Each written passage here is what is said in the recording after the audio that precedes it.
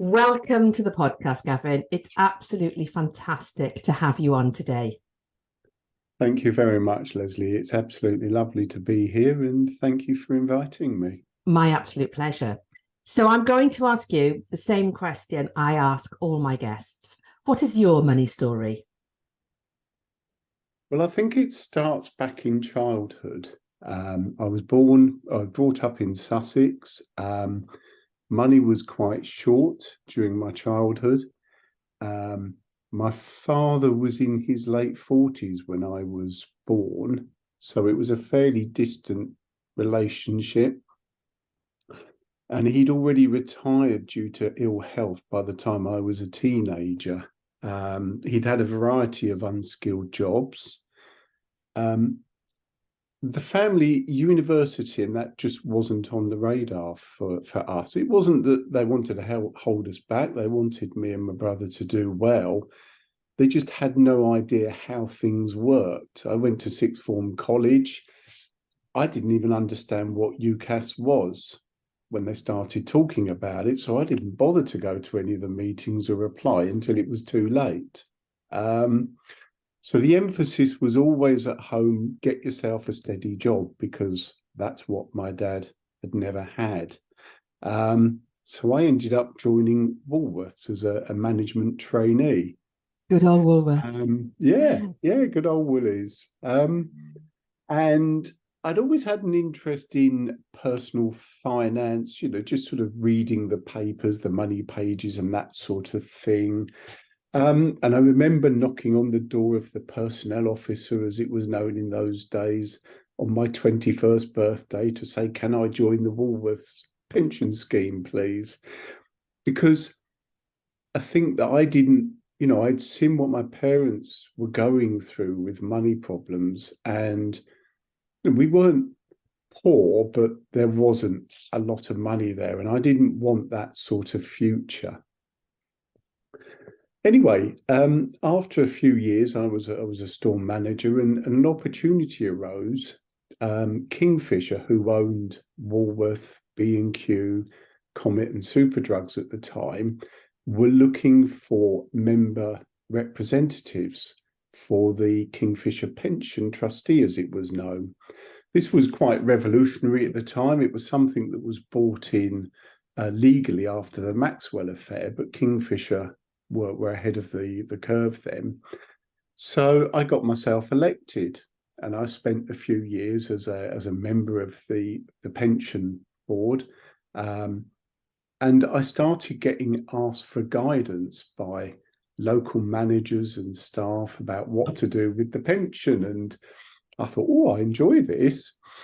So lo and behold, I go and leave Woolworth to join financial services in 1993, right in the middle of a recession. I mean, and I had this mission to go and educate the world about pensions. And that's what I wanted to do, to make sure that everybody was financially secure and so forth. I learned fairly quickly that I was brilliant at educating people about pensions, but absolutely rubbish at selling them. And A good bit of self-awareness there.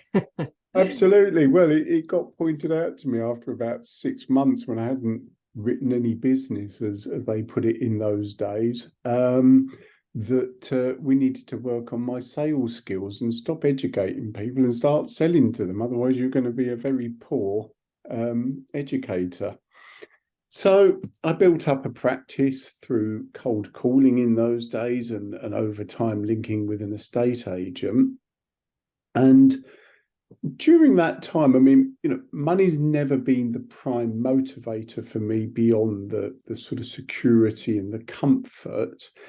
But it's been much more, I think, because of the upbringing I'd had, a sort of feeling of independence. So I'd got my own practice down in Sussex. But in 2007, I moved with my then wife to Essex, and I knew nobody. So I joined the world of employment once again. But last year started Solus Financial Planning, mainly with the aim of running a business how I felt it should be done, with the emphasis on helping people, particularly those going through divorce, relationship breakdown, or bereavement, to help them gain more confidence and knowledge about their money and be able to secure their financial future. So that's my sort of story, as it were. Interesting, really interesting. So there's two questions that immediately spring to mind there. The first being, so you've now left the world of employment and are now in the world of, you know, being an entrepreneur.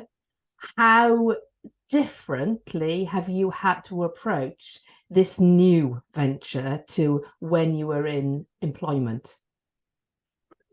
Oh, that's a good question. One of the things in my previous role, I had negotiated a flexible contract where I worked 9 days a week. 9 days a fortnight. I was going to say, that doesn't sound very flexible. No, 9 days a fortnight. So condensing the hours and still doing the hours, but getting a day off every other week. Yeah. And that was nice. And I thought, oh, if I go and set up for myself, maybe I can work towards a 4-day week. Yeah, for the first 8 months, I was working 6.5. And I think we do underestimate the time it takes to build a business. Absolutely. Yeah, it's not just the client aspect.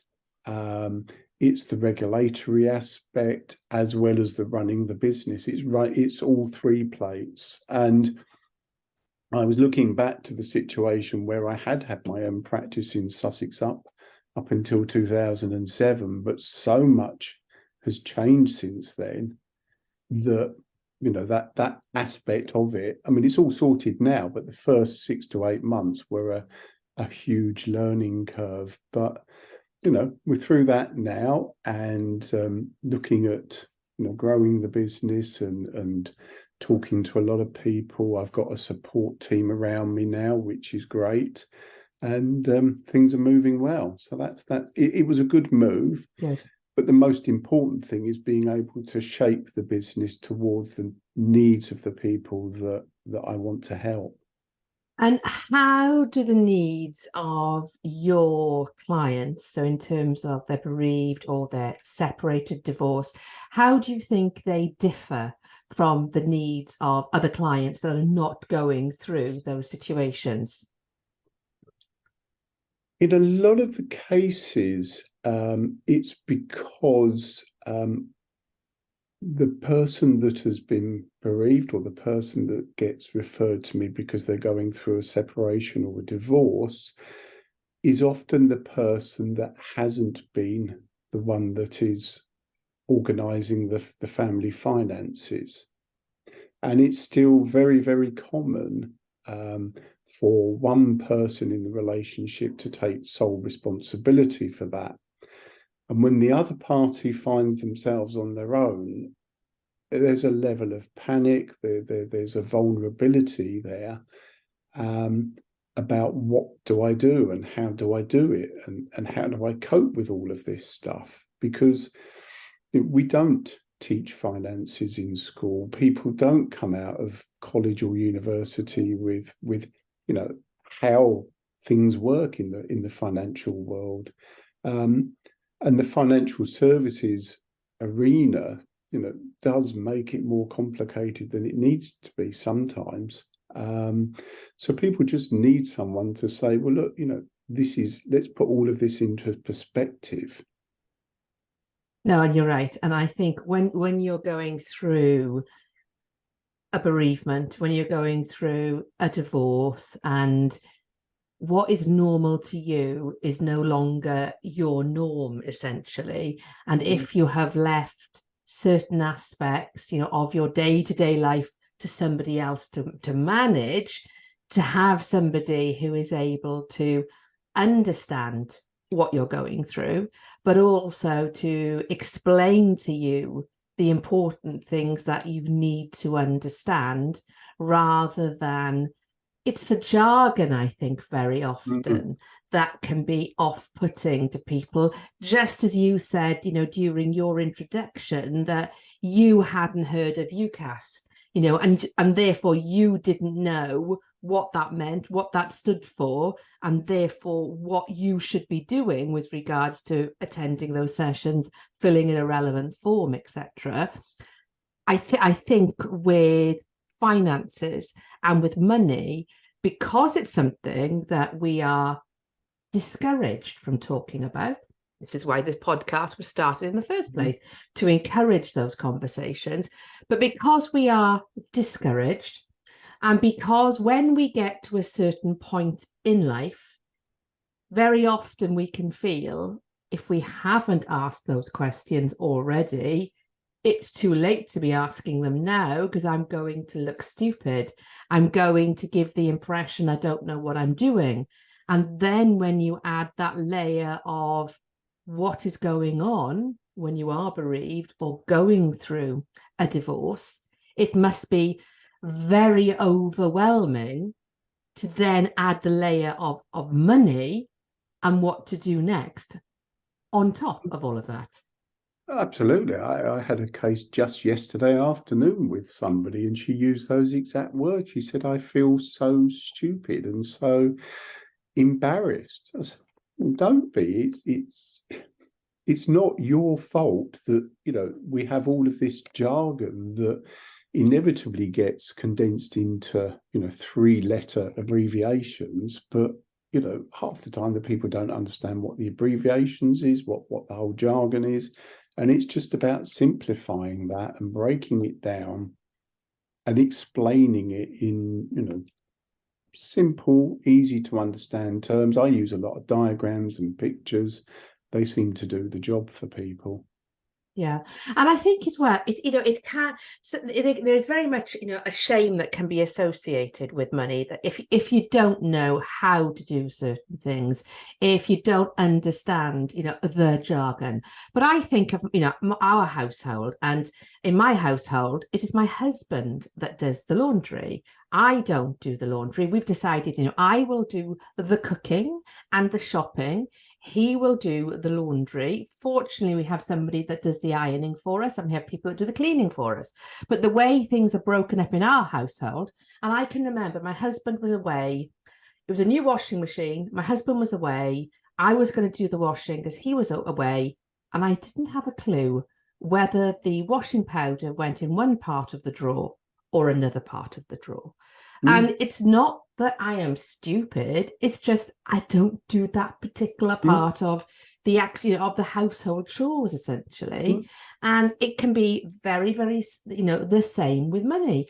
For some people, yes, it can come down to control, because money can be used to control in a relationship.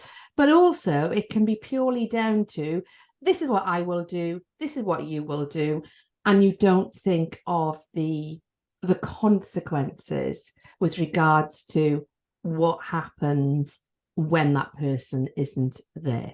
And I think we all need, anybody that's listening to this and they feel, well, that's me, I don't know about, maybe this is that opportunity to say, let me put myself in the shoes of somebody who does need to find out, does need to know how and where the finances are running in my house, so that if I am put into that situation, I'm not left wanting as far as understanding is concerned.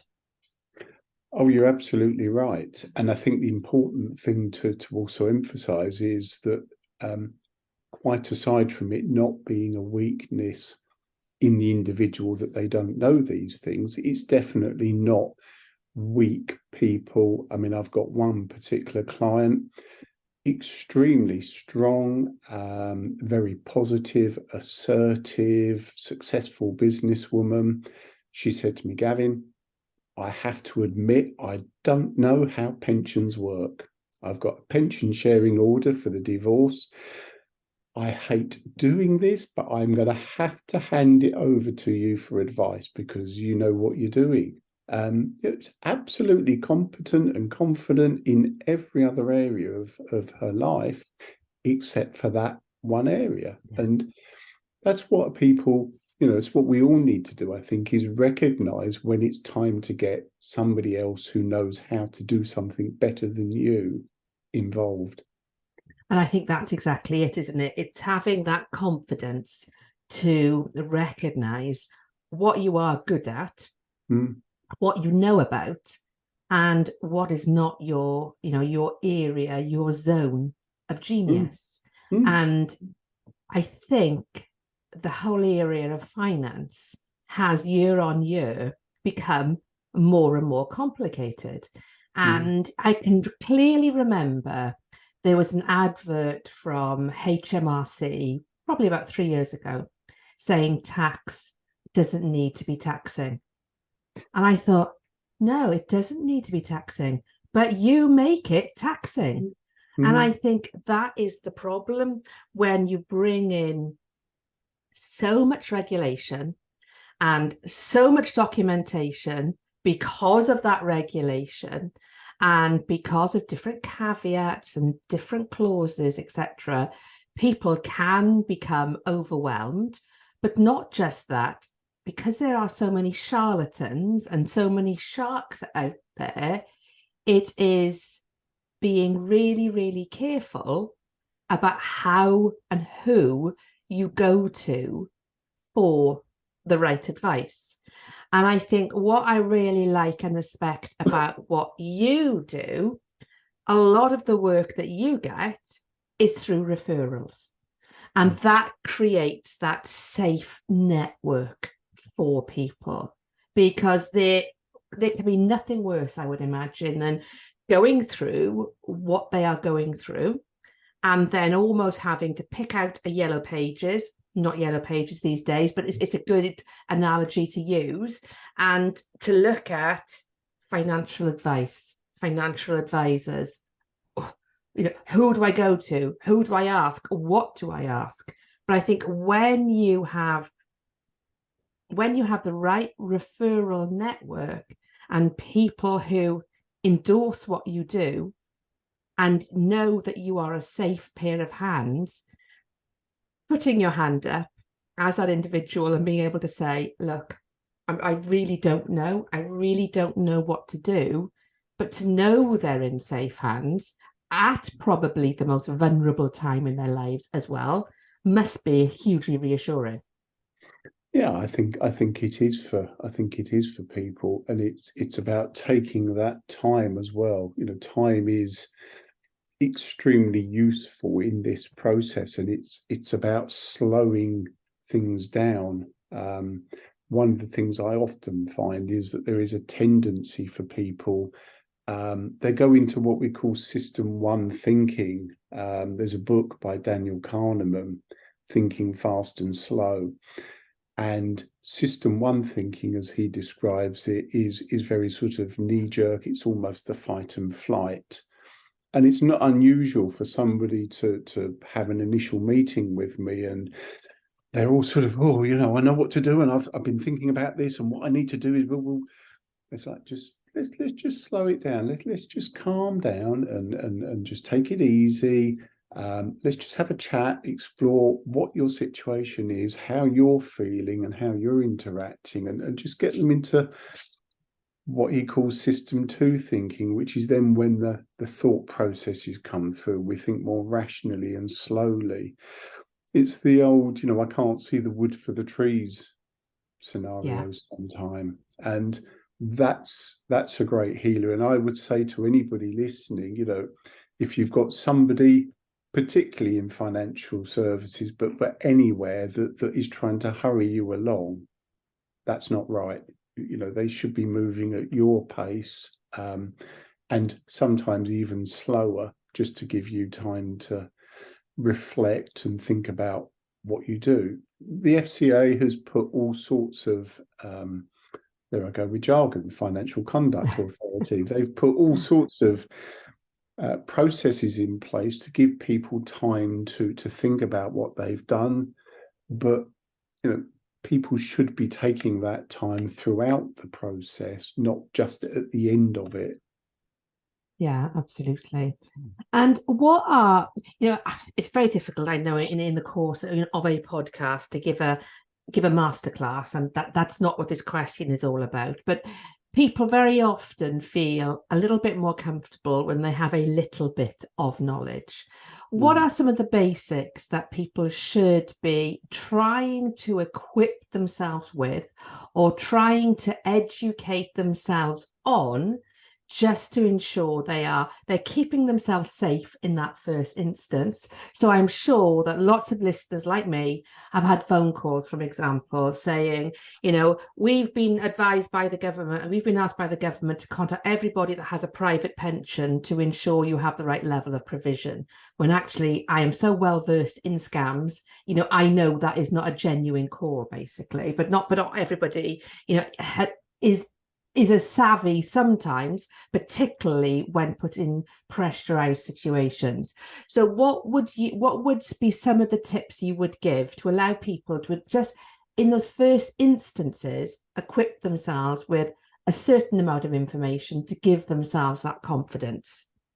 Okay, so one of the things that I often talk to people about, and it casts my mind back to my childhood, is that in our house, we had a larder, a fridge, and a freezer. Now, the larder was where my mum would keep dry goods, but she'd also keep things in there if we were going to have family round for tea. It was stuff we were going to use at very short notice.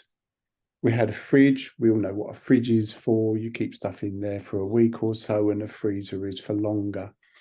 And that's an analogy I'll use with money, is that you need to make sure that your larder is stocked. That's your current account. You make sure that you've got enough money in there that you can meet your everyday living expenses. Your fridge is for your savings, and that's divided into things that you're going to spend money on in the next couple of years or so.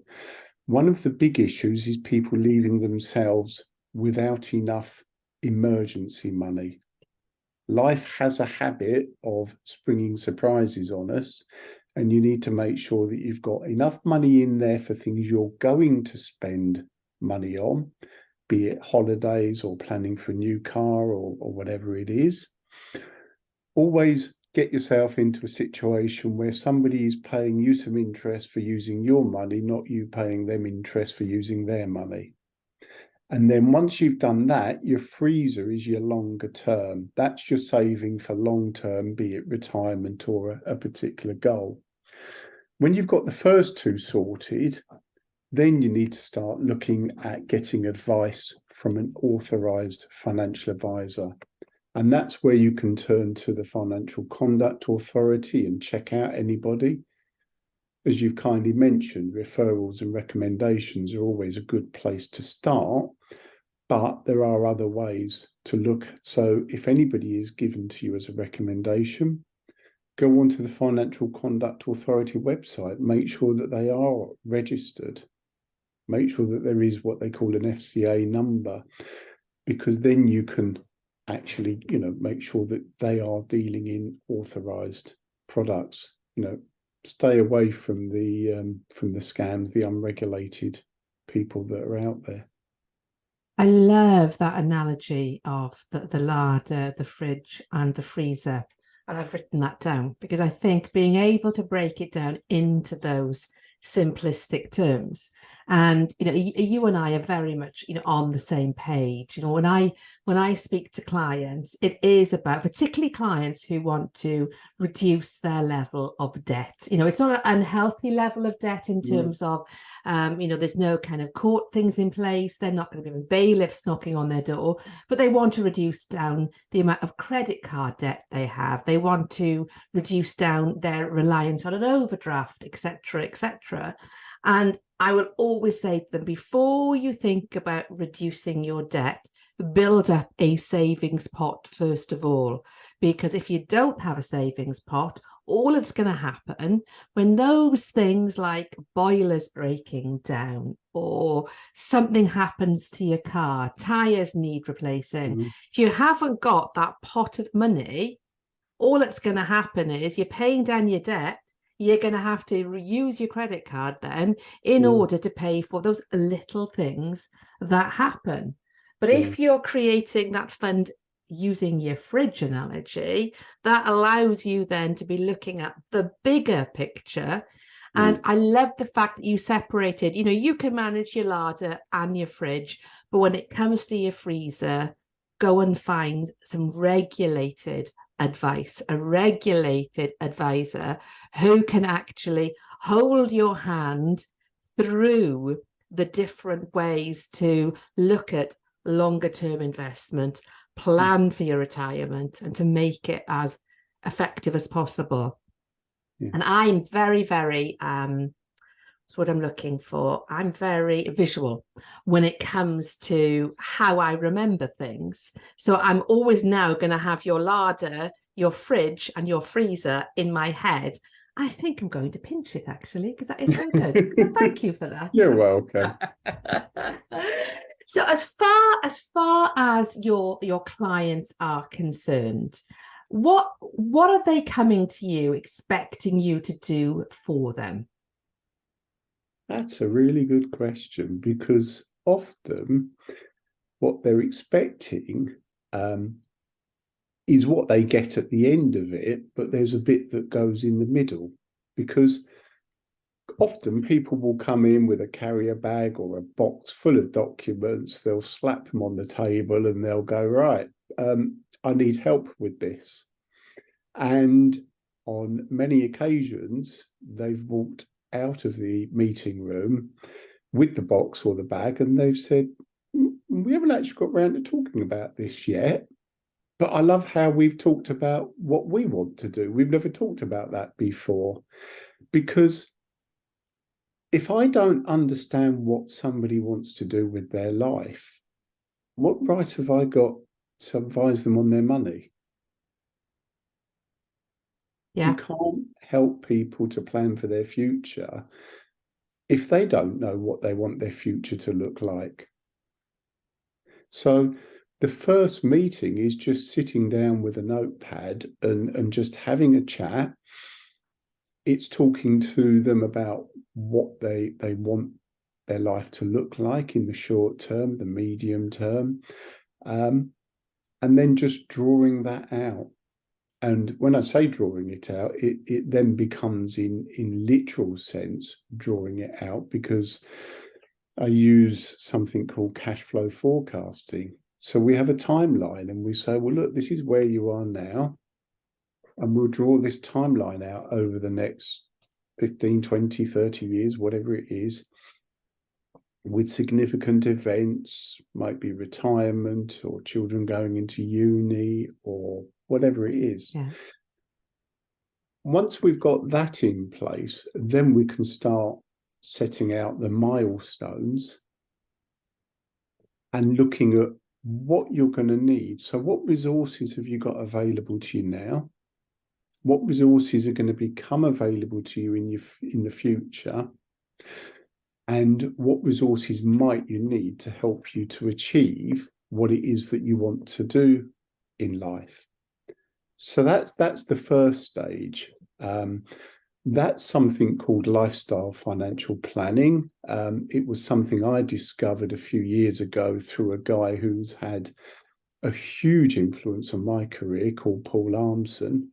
And it's about helping people to identify, achieve their desired lifestyle. Once we've got that in place, then we turn to the financial planning side of things, which is then the sort of the strategy. Okay, so what have you got? You've got some pensions, you've got some ISAs, you've got some savings accounts, you've got some shares, whatever it is. What's the best strategy? Once we've got all of that in place, the third stage is right, now I'm going to advise you on what to do with your ISAs, your pensions, your savings accounts, whatever.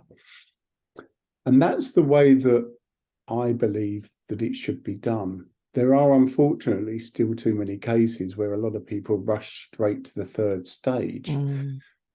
But that then tends to leave the client in a situation where they're just as bemused as they were before, but now they've just got a whole new set of paperwork and they don't understand that any more than they did the first set. Yeah.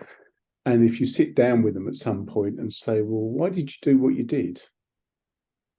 Don't really know, but he said it was a good idea. Yeah. Whereas I want somebody to be able to say to me, that's what we did, that's why we did it. And I think as well, in doing it in the way that you do it, it puts the control, back with the person you're having the conversation with.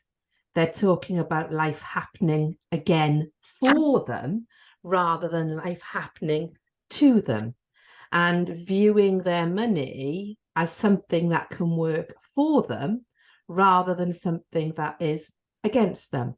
And I think that's really, really empowering, because I think one of the big things that can happen, and women in particular, this happens to them, we give our power away. We give the power that money can give to us, we give away to somebody else. And when we actually take back that power, so sitting down with you and talking through their ambitions, talking through their goals, talking about how this next stage of life can be for them, and you can help them to realize how their money can work for them in order to be able to deliver those goals, I can only imagine gives them a huge amount of not just relief, because you do it in a way that empowers them and takes away that need to make a very quick decision about something they're still not feeling hugely confident about because of the way the finance industry has been presented to them, but actually gives them back a huge amount of hope. And with hope comes confidence. Oh, absolutely. Yeah. One of the things is that it's their plan. As I say to them, it's your plan. It's not my plan. It's your plan. Yeah. I'm just helping you to realize it. I had one client who I met her 10, 12 years ago. And as part of this process, I said to her, look, you are going to have to downsize. If you want to do everything that you do in life, then you're going to need to downsize, because the resource that's available to you includes the property, and you will run out of money if you have a long and healthy, happy life. So I said, you're going to need to downsize in about 10 years' time, which would have been about now. Now, she downsized 3 years ago because she said, look, what you did was you gave me that time to be able to think about it, get used to the idea. I was able to have a look round. I didn't wake up in the morning at 3 o'clock and think, oh my goodness, I'm going to run out of money. She said, I was able to have a look round. I saw a lovely house. I made an offer. I put it on the market. That house wouldn't have been available now if I hadn't had the time to prepare and plan and think it through. So it's all worked out well, and she hasn't had to panic. She's in control, and she moved to the place she wanted to move when she wanted to do it.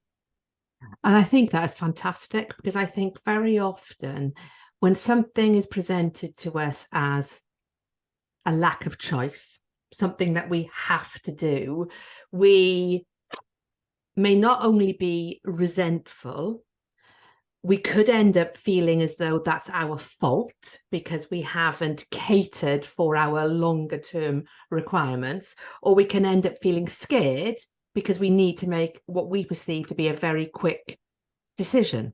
Whereas in her case, she was able to just allow that thought process to percolate over a longer period of time and actually work out what she wanted. And for lots of us, downsizing is something that we plan to do when our children have left home, when we're aware that there's a big lump sum of equity in that house that's not going anywhere essentially if we don't utilize it, being able to thoughtfully come to a decision with regards to the next step you want to take as opposed to you have to take, I would imagine that's a huge gift to somebody that really, really empowers them. Absolutely. I mean, I also had a situation where it was the exact opposite. A few years ago, a couple came in to see me and they'd run through some sums and they were panicking. They were in system one mode. We need to downsize. We need to do. I said, well, let's just. And actually, through the whole process of saying, right, well, let's reorganize this and so forth. Yes, you may well have to downsize, but you won't have to downsize for at least 10 years. So now you can think about it and take it. You don't have to, because they were all ready to go and put an offer on somewhere that wouldn't have been appropriate. They knew it wasn't appropriate. It would have cost them a lot of money to get into it. It would have cost them a lot of money to get out. And so, saved them tens of thousands of pounds. So it's about having that time, that planning ability there. And to realize it's a process, just like planning for your retirement. I know, for lots of us, we started, our pension plan back at a point in time when retirement seemed something that was never ever going to happen. For me, I think I was 21 when I had started my first pension when I was working in BT. Still have that pension now. It's frozen. They don't work there anymore, but it's still there ticking over for me, ready for when I do, if I ever decide to retire, but at least when I decide to draw upon it. I think as entrepreneurs, actually, the thought of retiring, stopping working, is not something probably comes naturally, but actually drawing that pension at some point in the future is not something you ever thought was going to happen when you were 21. You don't envisage being in your late 50s, in your early 60s, etc. But actually thinking about your home as one of those investments and your home supporting your next chapter, be that being closer to your grown-up family, living closer to a certain part of the world, etc., and seeing it as something that can be part of your financial planning, but coming to that process in a way that suits you rather than feeling panicked into, I think is a really, really nice way to approach it. And I think it's quite clear with your clients, that's the support that they get. So how can people connect with you to find out more, Gavin? Well, I do have a website, so they can find me at solusfinancial.co.uk. I am on LinkedIn if people are on LinkedIn. And of course, as I've previously mentioned, they can always look me up on the FCA website. There's a register there of all advisors in the UK, and I'm on that. Brilliant. And all of those details will be in the show notes so that people can easily connect with you. Thank you very much for your time today. I've really enjoyed the conversation. I've learned lots as well. And as I've mentioned, I will now never forget your larder, your fridge and your freezer. Thank you very much, Gavin. Thank you, Lesley. It's been an absolute pleasure.